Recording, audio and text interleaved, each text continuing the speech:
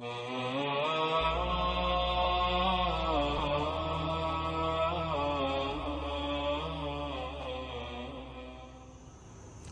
alaikum wa rahmatullahi wa barakatuh. Peace be upon you and God's mercy and His blessings. My name is Muhammad Muslim and I'm going to tell you how I came into Islam. I grew up in Sweden. I was born in the late 50s. I grew up as most people, which means really without much thought of religion. But as I got older, about 20, 21, I started thinking about what's happening around in the world. Everything seems to be just working for their own immediate gain and no thought about the future. And I started getting very concerned about how things are in the world.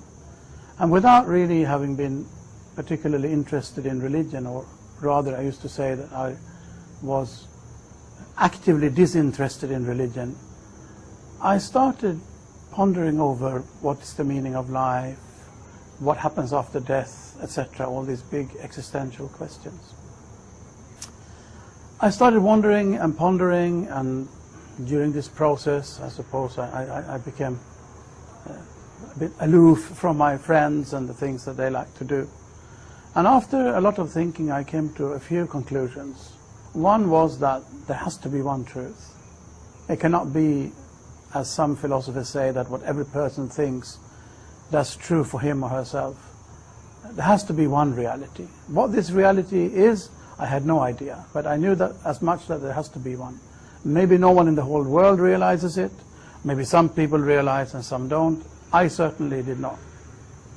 And also I thought that all these questions that are going around in my mind, they have only one answer.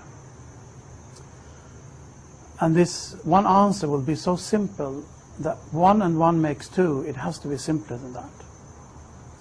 But after this, it was as if there was a barrier. I could not get any further just by thinking and pondering and wondering by myself, as if I needed some outside assistance. There was a wall that I could not scale. Anyway, during this process, I also quit college for the 4th time, and I went to the north of Sweden where my sister and brother-in-law had a farm. They were trying to live original lifestyle. They used to call them the green wavers, like the green wave. There was a green wave in the 70s, people trying to get back to a more natural way of life. So they had this goat farm in the north of Sweden, living a very traditional, old-fashioned life. I went there to live with them and found a little cottage up in the forest on a mountain and started living there all by my own. Ever so often I'd come to my sister for some company and some food. And one day when I was sitting in my sister's house, this man walked in through the door. And he had a big beard, an enormous turban on his head. And it was something I'd never seen the like of. I had never really heard about Islam. If someone would have asked me, what is Islam, or who is Muhammad, what is the Quran, I would have had no idea what to answer. Anyway, this man came in and we started talking and chatting a bit. And to make a rather long story short, when I was going up to my little cottage in the evening, he followed me. Now this was near midsummer in the north of Sweden in 1980. And through this very short and bright summer's night, this man started telling me about Islam. I don't really remember what he said, but I do remember the impression that he left me with. I got this impression that this man, who was rather older than I was at that time, I was 21, he was in his maybe early or even late 40s. I was almost compelled to ask him that you have lived in this country for such a long time, how come you can have such a soft heart? Now this must be rather a strange question to ask someone that you have known for a total of a few hours, but his answer was even more strange, because he said, I don't know if I can explain it, but maybe I can show you. And he stood out there in my little room. There was only one room really in the cottage. He stood up there in my cottage and without any hesitation said the Islamic call to prayer, the adhan. And then he started saying his prayers. I realize now it must have been the morning prayers. Having talked through the night, this was time for the morning prayers. And as I was sitting there on my little kitchen, traditional Swedish kitchen settee of a wooden settee, I was sitting there cross-legged in a corner of the settee, and he was now praying in front of me, showing me how to keep your heart soft in this harsh and cold world. But it was so powerful, it was overawing. Out of awe, I was not even able to watch. I had to lower my gaze.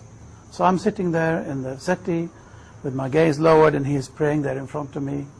After praying, after his prayers, he sat down and did some meditation, you can call it, some dhikr, we call it in Islam, some remembrance of God. And I do not honestly remember now if it was during the prayers or after the prayers, during the remembrance, that it was like there was and this sounds almost a bit funny, but as there was a ray of light from the heavens straight into my heart, that there is only one God. Suddenly I just knew there is only one God. And I realized that this person, this man he has what I'm looking after. You know, this is the thing, at least for me. So I decided there and then to follow him. He had mentioned through the night when we were talking that he was going to Pakistan. He had I think he used the term his guru, meaning his spiritual leader in Pakistan. We do not use the term guru in Islam, but to make me understand what he meant, I think he used that term. And I'm going to visit him, so if you dare, you can come with me. Not if you have time or if you can afford it or something as worldly as that, but if you have the courage, you can come with me. So I decided there and then I'm going to go with him to Pakistan. So within a week or 10 days, we got our passports and visas and everything together, and we went to Pakistan. But it was really this night somewhere very near midsummer in the north of Sweden that it happened to me. I can honestly say that in the evening I had never heard about Islam, and in the morning I was a Muslim. Already the same day he taught me the prayers, he taught me the ablutions in a very beautiful way, and that's the way it went. I went with him to Pakistan, spent my first Ramadan, my first fasting month in Pakistan, traveled with him to Morocco, spent 3 months in Morocco, and both with him and on my own traveled around Europe, visited a lot of places where Muslims live, and ended up after a couple of years as a student in a Muslim, what you call a theological school. I studied basically to become an imam. But the story of my conversion, or my falling into Islam as I prefer to call it, was this one night in the north of Sweden. So at the moment I'm working as the imam in Masjid Aisha in the city center of Stockholm, and I'm also working as a teacher of Islamic studies and Arabic language, among other things, in a Muslim adult education college or a community college, also situated in Stockholm in Sweden.